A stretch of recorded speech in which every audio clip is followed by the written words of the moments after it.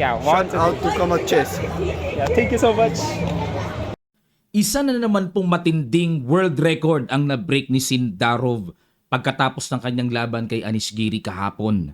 Na-break niya ang record ni Magnus sa usapang candidates. Ano kaya yon? Mamaya po sa end part ng video, papakita ko po sa inyo kung anong nangyari. Bago yan mga kamatya, iwanan ko muna kayo ng puzzle hatid sa atin ng Internet Chess Club.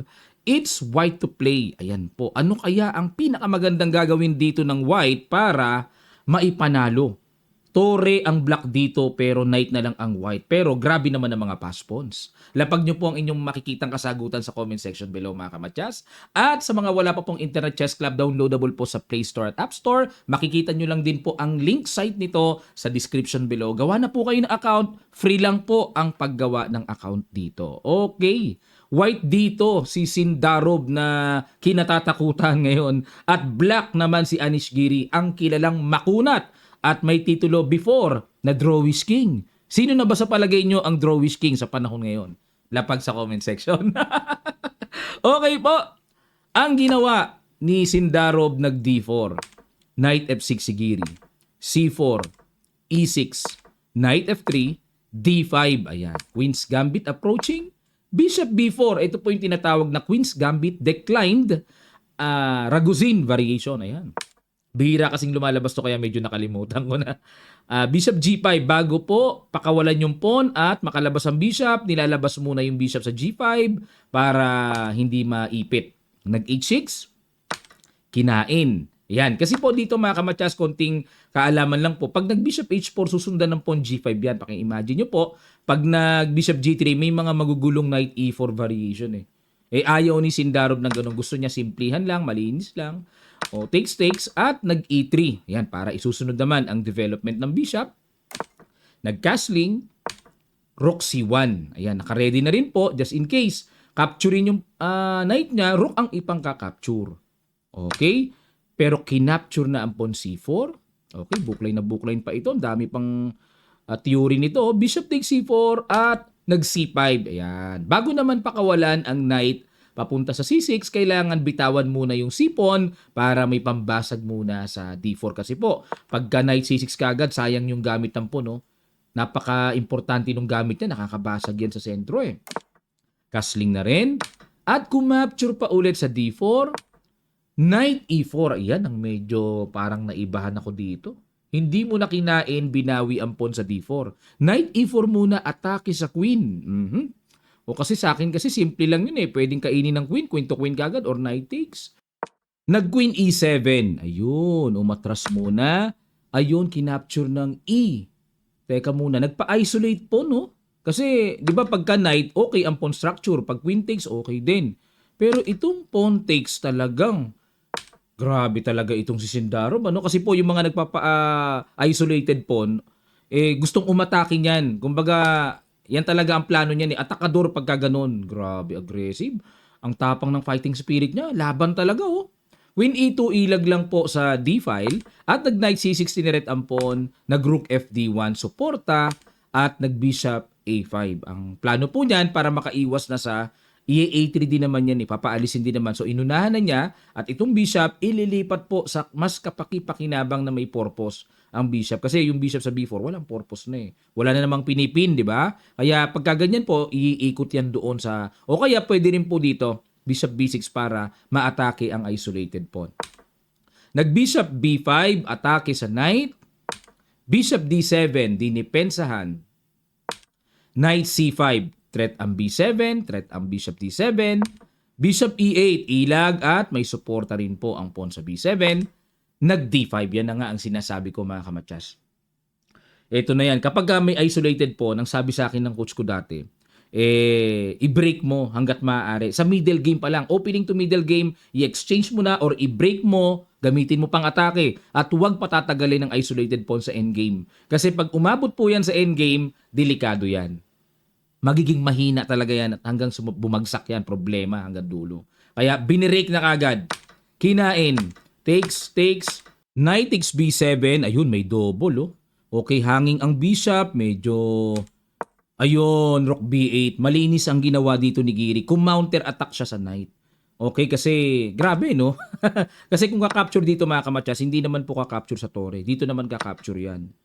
Ayan. Pero slightly better for white pa rin, ano? Grabe, ang ganda ng mga latag talaga ni Sindaro. Rook, B8. Kinain ng bishop, kinain din ang bishop. At nag-knight B3 kasi double attack para pagtakpan yung pawn sa B2.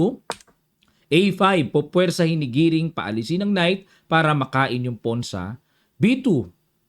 Bookline pa to mga kamatsas. Nangyari pa talaga ito sa game noong 2007. A4, knight BD4, threat ang tore, umatras. Ayun, dito na po nabiak ang paghihiwalay ng old line sa bagong itinira ngayong 2026 by Sindarov. Kasi ang old line na itinira noong 2007, knight E5 ang ginawa. Pero ang ganda rin nung knight E5. Pero mga kamatsas, kung computer ang pag-uusapan, number 1 move ang tira ni Sindarov. Grabe, ano kaya ito? Ano kaya ito? Home preparation pa ba ito ni Sindarov na influenced by computer engine sa panahon ngayon? Ano sa pakiramdam nyo? Kasi sa pool novelty. Kay Stockfish yung tirang to eh. Lapag nyo po sa comment section below mga kamatsas ang inyong masasabi sa portion na ito. Okay, H3. Nagpasingaw lang po yan ang purpose, back rank para wala ng back rank weakness at hindi ma-atake later on yung king. Rook AB8, pinatungan ang pawn sa B2, nag B3 lang. Takes, ayan. At nag F6 para walang knight E5. Ayan, napansin din ni Giri na pwede kasing ma-activate ng malakas yung knight sa E5. So, F6 at the same time yung dadaanan ng king. Kasi nga po ito pagka wala ng queen exchange na almost endgame na ito talaga eh. O kaya yung daraanan ng king kailangan ay bigyan, no? O i-priority yung activation ng king kasi endgame na eh. G4 para may control sa F5 at more space na rin po sa king side. Nag H5, binasag kagad dito ni Giri. Gusto niyang palambutin kagad ang pawn structure na yan. Knight E1, saan lilipat yan? Pupunta dito, no? Doon magmamaneuver. Okay, tingnan natin, kinain-kain.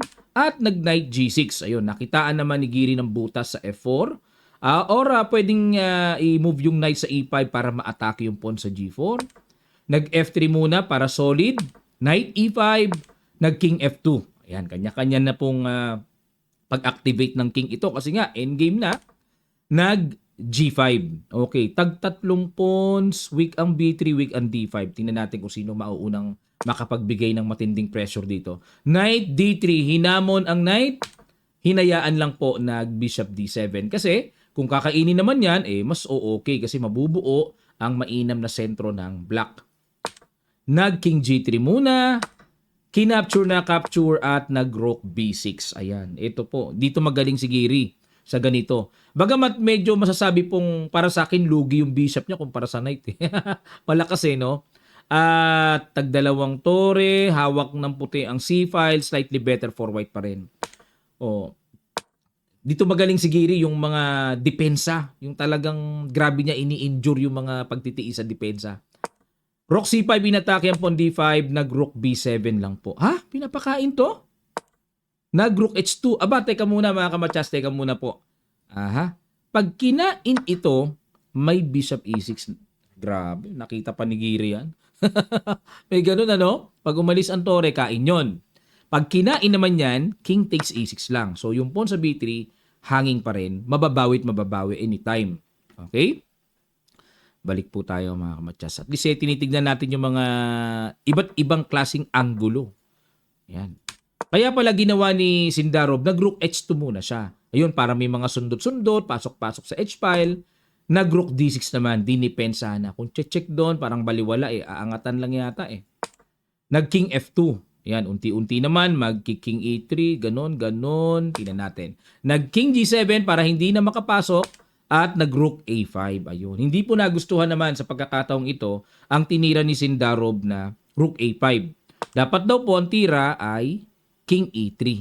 Ayun. Kumbaga, sundan lang yung logic ng pagkakatira ng king. Punta dyan, o kaya ganon, para may extra support ang pawn B3. Nag-rook A5. Ano plano?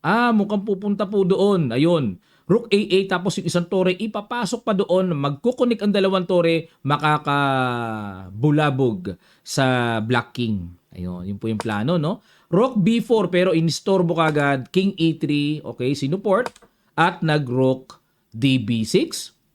Mukhang nag-aamba, nakakapture ng pawn sa B3. And kapag nag-Rook A8, may Rook B8 akong nakikitang pangharang. Ayun, kinapture na po ni Sindarov. Another bad move. Hindi po nagustuhan ng computer ang tira ni Sindarov dyan. Ang ginawa po ay, ang dapat daw ay Rook C2. Ayun, doon naman lilipat. Diyan naman susundot sa powerful 7 trunk control. Grabe, no? Nakita nyo yung chess talaga, no? Sa kanan, bigla nilipat sa kaliwa. Dapat talaga alistado ang utak talaga, no? Yun, kinain. Bishop E6. Ayan na naman po yung Bishop E6 na may pambawi. Nag-Rook D8. O, kasi kung kakainin, may check pa, tapos bitin din naman yung pawn sa B3, di ba? Kaya nag-Rook D8 na lang.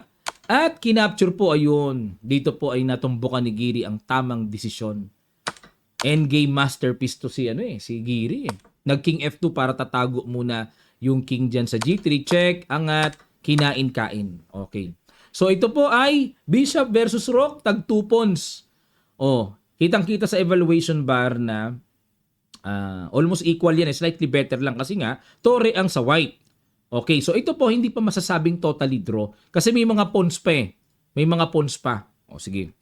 Gapangan pa yan eh. King F7, King G3, King E7, Rook A8, King F7, Rook A7 check, nag King to F8. Ayan.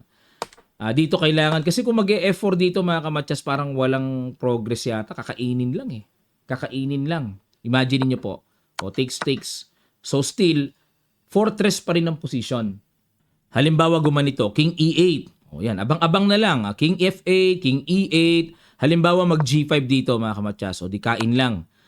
Then kapag tumakes dyan, Bishop C4 lang. Tapos ang goal dito na gagawin mga kamatsas, hanggat maaari sana madala yung king dun eh. Ang theory kasi sa endgame na to, kung light square ang matira sa yung bishop, yung king lagay mo sa opposite colored ng bishop mo. Wag doon. Matatalo, may talo doon pagka doon pumunta eh. Dito ang takbo niyan mamaya. Halimbawa, kung mag king F6 na ganyan, di bishop B3 lang, abang-abang lang. Tuwing check naman, aangat lang eh. Tapos, punta doon. Doon kayo pupunta mga kamatsas kung kayo nasa defensive side dito sa opposite color ng bishop. Huwag po kayong pupunta sa same color bishop dahil may talo yan pagka ganyan. Matatalo ang black dyan. Okay po? So yan ang ating tatandaan. Binigyan ko lang kayo ng kaunting endgame knowledge po. Balik tayo. So ginawa King F2, King E8. Yun, abang-abang na lang din si Giri. Bahala ka dyan. Yun. Kaya gumanyan si Sindarov, pupunta yan doon eh. Okay? King E8, King C5, King F8, Rook B7, Bishop A2, Rook C7, Bishop B3, King D6. At gumanon. So, napaka-vital nung E6 na huwag padidikitin ng king dyan ng ganun-ganun lang. Very vital yan. Rook C2, tineret, Bishop B3, ganon.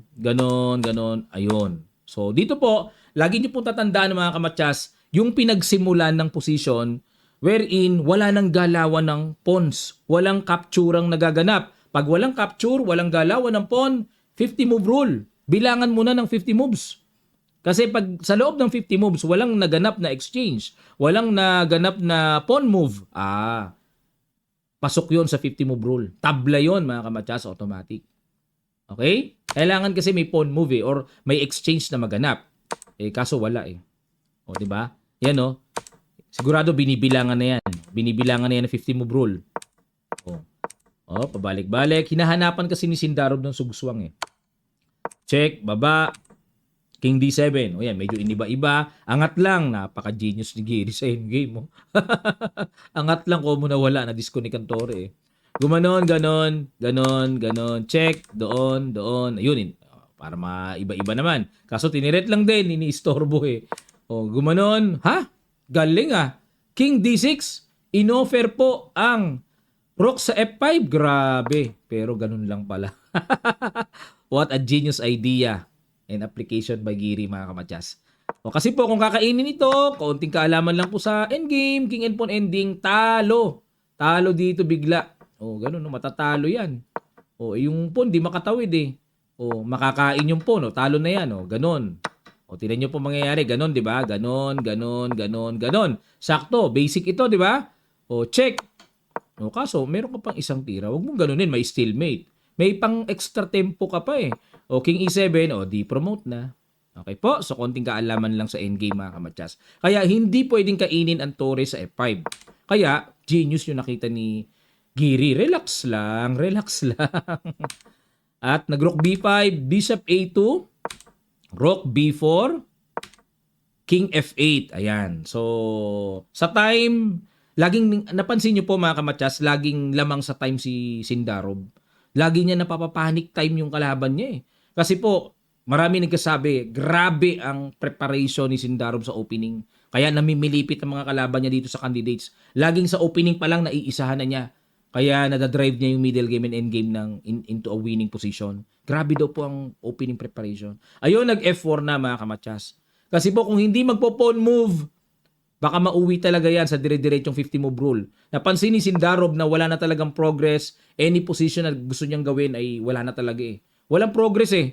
Kaya in F4 na niya. So back to zero. Back to zero na uli ang tinatawag na 50 move rule. Okay? Wala na ulit. Oh. Yan, nag-F4 na eh. Nag-push na ng pawn eh. Exchange, takes, and then king to G7. Siyempre, hindi na pwede yung pattern ng king F7 kasi may G5 na. Babagsak yung pawn. So king G7 at dito nag-king E7. Ito pa isang napakaganda ditong portion mga kamatsas. Unang tingin, ayun, kuha eh, di ba? Kuha na. O pero meron palang ganon. Grabe talaga si Giri. Grabe talaga si Giri, ano? Hinain, may ganon pa pala. O, at gumanon, yun. Kaso may ganon eh. O, bishop takes.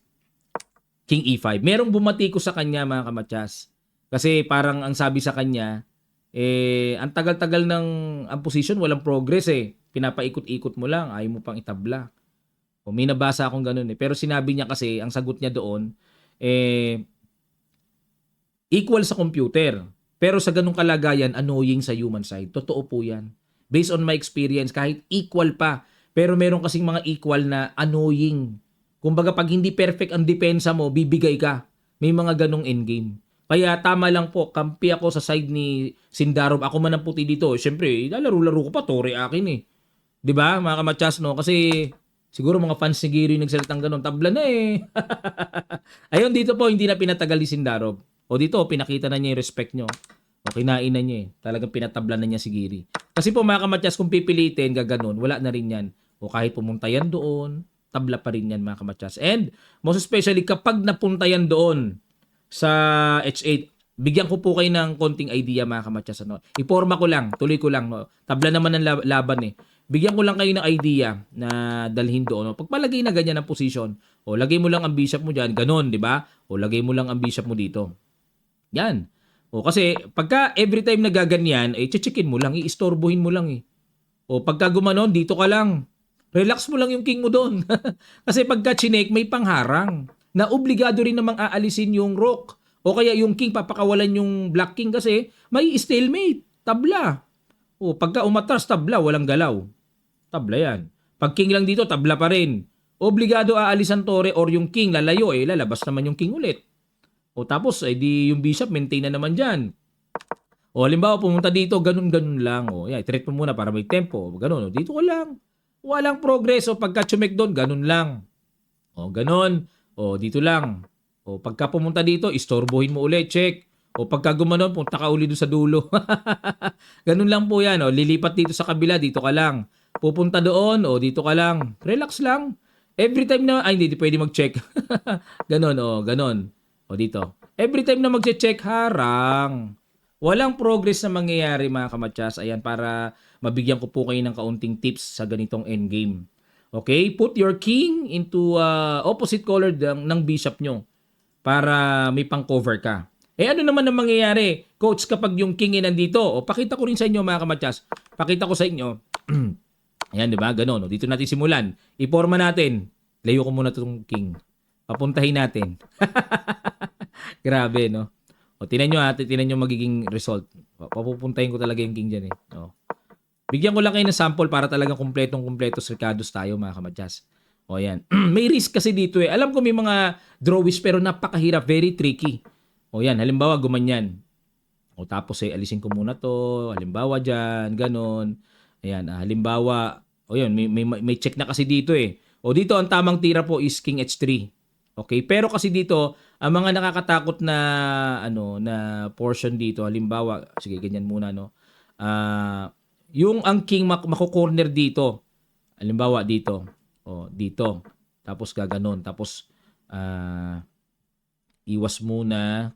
Tapos check. Ganon. Yan, talo ka agad. Yung ganyan. May talo kasi dito sa side na to eh. Ayun may ganon, no.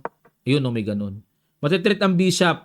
Tapos may threatening matchas. Kapag gumanon, wala, hindi po applicable yan. Check, harang. Wala, hindi obligadong alisin ng tore, hindi obligadong alisin ng king dyan. Pwedeng i-move lang ng konti, sugsuang ka, meron ka pang square na gagalawan. Yun ang pinagkaiba dito mga kamatyas. Yun ang pinagkaiba po na gusto kong ituro sa inyo na yung king sa opposite color ng bishop sa king na nasa same color ng bishop nyo, ng black. O yan, may sugsuang eh. Obligado gagalawang king, hindi naman stalemate yan eh. E di matchas. Okay? Yun po yung gusto kong ituro, lalo na sa mga nanonood ngayon na beginners. Okay? Ang gusto ko pong ituro sa inyo, yung king dapat doon kapag light square bishop. Kung dark square ang bishop nyo, di punta ka naman sa light square. Sakto yan kasi may pangharang ka. Anytime laging may stalemate pag di inalis ang tore at ang king. Sana po natuto kayo mga kamatyas. Marami pa akong gustong ituro sa inyo mga endgame techniques. Pero ganun pa man mga kamatyas, ano ba yung historical record na na-break dito ni Sindarov? Ang record po na yon 6 out of 7. Si Magnus kasi ang nagawa niya before sa candidates. Ayan makikita niyo yung pagkakasunod-sunod dyan. Na-break ni Sindarov. Siya lang ang nakagawa niya. Grabe, na-break niya. Okay mga kamatyas, ito po yung kanilang standing after round number 7 para makita po natin. Ayun. Okay, Sindarov score na 6 points. Okay. 1.5 lead. Yan, sumusunod po si Fabiano Caruana, Yan si Fabi nanunundot yan. Kaya hindi pa rin pwedeng pakumpiyansa for the next 7 rounds for the second half ng double round robin po na candidates na ito. So hindi dapat magpaka-relax dito si Sindarov at ayon sa interview hindi po talaga siya nagkukumpiyansa pa. So kailangan niya talaga ng tutok pa talaga, tatrabahuin pa talaga. Pero sa ganitong level po malaking bagay ang 1.5 na yan. Yung 0.5 nga sa kanilang level malaking bagay kasi halos magtabla-tablaan yung 0.5, yun pa yung minsan nakakasulot ng pagka-champion 1.5 pa ang lamang. Ayan. At kung matatandaan nyo po dati mga kamatyas, sinout-out ako ni Sindarov kasi meron po tayong kamatyas na masugid nating taga-subaybay nandun sa World Cup.